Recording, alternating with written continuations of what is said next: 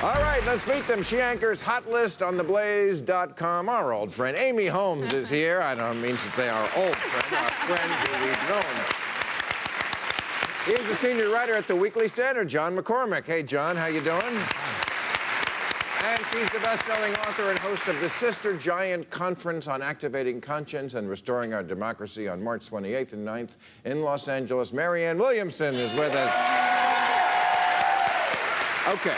So let's first talk about the topic that's getting everybody crazy in America, measles, and what goes on here. And, you know, when I start these conversations, I always have to say, I'm not an anti-vaxxer, never have been. I'm an anti-flu shot guy, because I think that's bullshit. And I think the fact that it was 23% effective this week bears that out. Okay, but, you know, if Ebola was airborne, I'd get the vaccine tomorrow. But let me just start before we get into the thing itself. The attitude of the media this week kind of pissed me off. It was just a lot of shut the fuck up. You know, it reminded me of the Iraq War, the first weeks. Just don't ask any questions. Yeah. And I was wondering if that bothered anybody else. And then I was wondering what you think we should do about this problem of parents who may not want to do it versus the public good. It bothered me because the implication was that if you had any skepticism whatsoever, you were anti-science. And a kook. And exactly, and I think there's a difference between having skepticism about science and having skepticism about the pharmaceutical industry. So I think that I think that even though my child was vaccinated, I think that there is a public health issue that overrides individual liberty here, even though I don't want the government, as a rule, telling me what I can do and what I can't do with my body for medical purposes. At the same time, I think that the government has, as I said, earned our distrust. I think the pharmaceuticals have, and I think that there have been a lot of things. This is the problem when institutions lose their moral authority. Right. We know that the government has suppressed information and withheld information. We know that the medical establishment has suppressed information and withheld information. So that at this point, even when they say something that we should listen to, people have a skepticism. And that's the real problem. This is what happens when, like I said, we don't believe our government enough and we don't believe our medical establishment enough. The answer is not to tell us we're kooks, but for them to get their act together so that they are more trustworthy again. Yes? And I would add to that, as a political matter, it seemed like a lot of gotcha politics, trying to make Governor Christie and Senator Paul look like kooks or anti-science. In point of fact, when it comes to public policy, states set vaccination policy, and 48 states out of 50 allow parents to opt out for religious reasons, and 20 states allow parents to opt out for philosophical reasons, including California, although that may change. Now, I'm not suggesting we should be praying in the church of Jenny McCarthy. I think that she's been incredibly irresponsible, and I think responsible parents would vaccinate their children, particularly for measles. And I was just talking this afternoon, for example, with a friend whose child is a kindergartner in Marin, and one of his classmates has leukemia.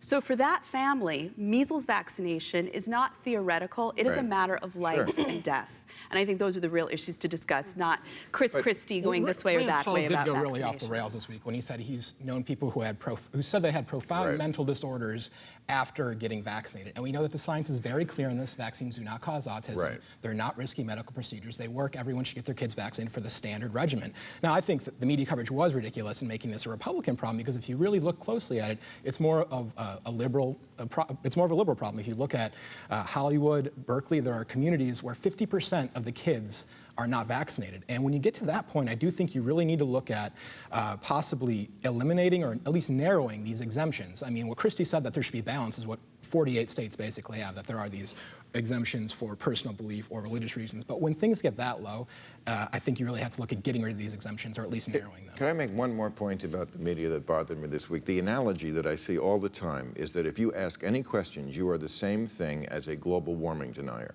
I think this is a very bad analogy, because I don't think all science is alike. I think climate science is rather straightforward, because you're dealing with the Earth. It's a rock. I'm not saying I know how to deal with it, but climate scientists from the very beginning have pretty much said the same thing. And their predictions have pretty much come true. It's atmospherics and it's geology and chemistry, and that's not true of the medical industry. I mean, they've had to retract a million things because the human body is infinitely more mysterious. People get cancer, and doctors just don't know why. They just don't know why, and they don't know how to fix it. And they put mercury in my teeth. I remember my father had ulcers, and they treated it wrong when I was a kid. Thalidomide, I mean, I could go on with all the times they have been wrong. So to compare those two sciences, I just think is wrong. Okay, let me ask you, yeah, it's true. That doesn't mean... There are MIT professors. Yes, who, I mean, there's an MIT professor, Richard Lindzen, who is a climate skeptic, and I would say that there are no serious professors who are vaccine skeptics out there that I've seen. Can you name and one, this one MIT guy? There are, Jordan Lomberg. Yeah. I mean, there's okay. a I don't know about serious climate skeptics. I mean, the ones who are skeptics usually are paid off by the oil industry. Pretty smart to get an MIT. But Harvard doctorate, pretty smart guy. But, you know, again, about this era we live in where we can't ask any questions, I'm going to ask a couple of questions.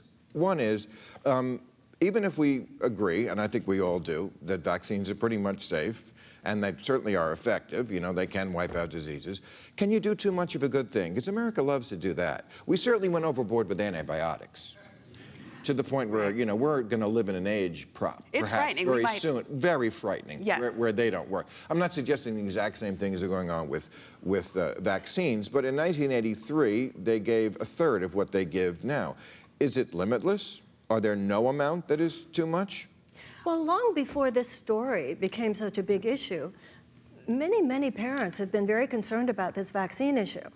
And so, and I know my daughter was born 24 years ago. So this conversation has been around for a long time about this issue of vaccinations. And it's a matter of degree. It's a matter of the fact that all of a sudden we're taking all of them together in one shot. That's why people are talking about staggering them. And so, absolutely, I think that this is, you know, I think that it is an upside of the American mind that we don't buy everything we're told necessarily. It's a downside when we think nothing we're told could possibly be true. So I think there's a skepticism which is actually healthy on this issue of vaccinations. Well, but on this one, the facts are in about measles. We had eradicated it. We need to get our kids vaccinated. We compartmentalize things. They do very specific studies. Vaccines and autism. Okay, I accept that. But, you know, there have been no long-term studies about groups of people who get a lot of vaccinations versus groups of people who don't.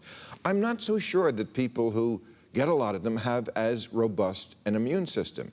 And there's an awful lot of maladies that we didn't used to have or have now in much greater numbers, you know, allergies and a lot more colds and ear infections and asthma and autoimmune disorders and chronic fatigue, all this shit. I'm not saying the vaccines cause them.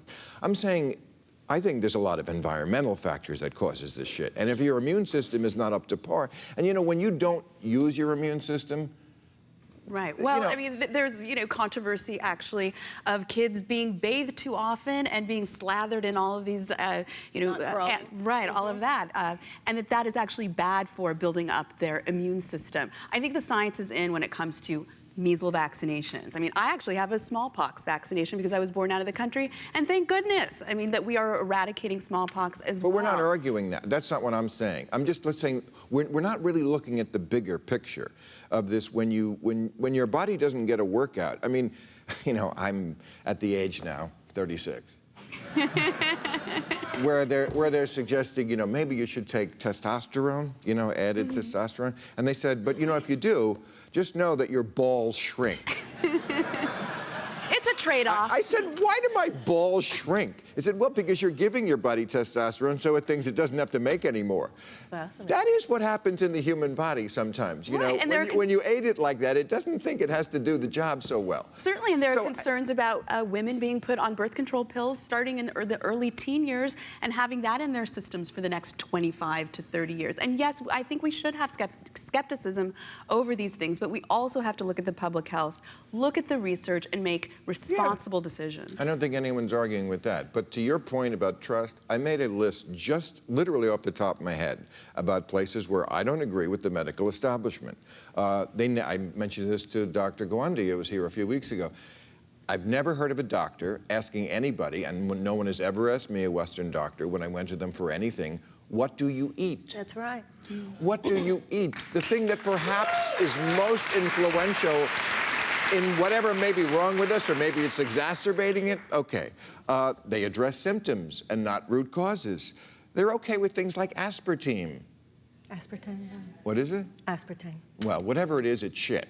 And I'm not okay with it. GMOs. I remember 5 years ago, if you said, I don't eat GMOs, you were a nut. Well, there's a lot of nuts now who at least want to know about GMOs. They overdid antibiotics. With the doctor a few weeks ago, we were talking about how not one country in the world does nearly the amount of surgery we do. I've heard on the news endless times, 2 drinks a day is good for you. I think no drinks a day is good for you. I think, you know, okay. I have something. One word, Monsanto. You know, who the ex-Monsanto officers are in our government. There's a revolving door going on there. And they love to also demonize things, you know, like the sun. Stay out of the sun completely. You know, cholesterol. Yes, I'm sure cholesterol is bad in excess, but you need cholesterol. Fat, you know, they'll tell you 1 week fat and then it's carbs. It does make you... There's a lot we don't know. There's a lot we... Thank you. Unlike global warming, which we do know. GMOs are pretty clear. It's a great force for reducing world hunger. I think that GMOs have been a huge breakthrough for the whole world. But when it comes to... But I'm not a starving child in Africa. Okay, yes, if I was starving, I would eat a GMO food. But that's not the case here. What studies show that GMOs are harmful, though? What? Okay. All right. But I do have a couple things. We don't know and we don't trust Monsanto. If there's one company I don't trust above all, it is Monsanto.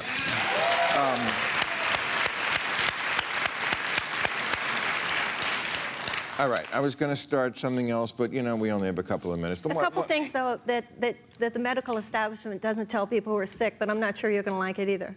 People who are prayed for get out of intensive care units faster. What? And people, the most prestigious... Bill, that is true. That is true. Okay, one more. I believe that. That doesn't mean that the prayer is actually reaching God. Okay, that's okay. It just means that people have an ability to, yes, absolutely. One more. Great. People who have been diagnosed with a life-challenging illness, who attend spiritual support groups, live on average twice as long after diagnosis. Okay. And that has been established by the most prestigious academic institutes.